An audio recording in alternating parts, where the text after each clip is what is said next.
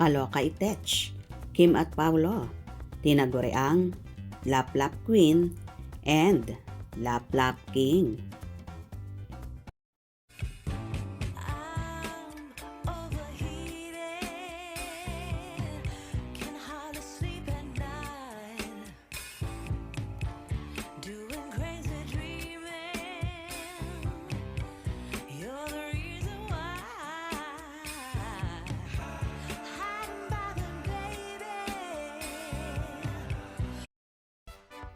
Maraming nalungkot sa ending.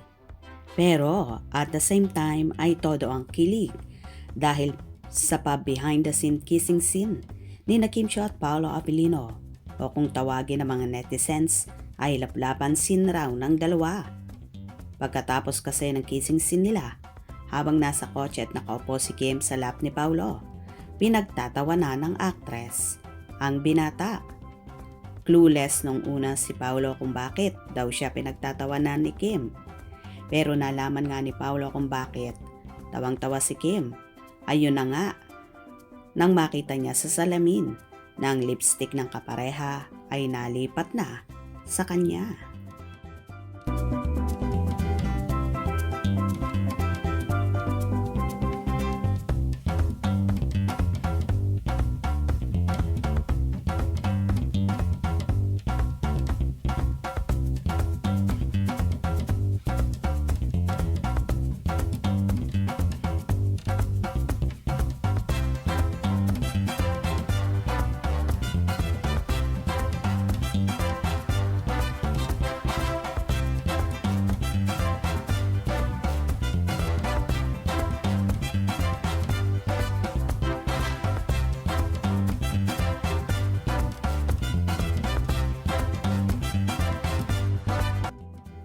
Ilan sa comment ng mga netizen ay, paano hindi ka magkakalipstick? Nilaplap mong malala.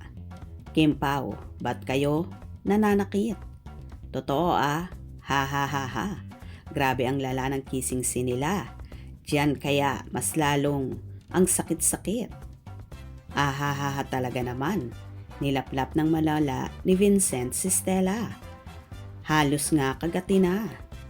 Teka, hindi kaya maging bagong Lap Lap Queen na rin si Kim at Lap Lap King na si Paolo? Nako, baka palagi na silang hanapan ng laplapan scene.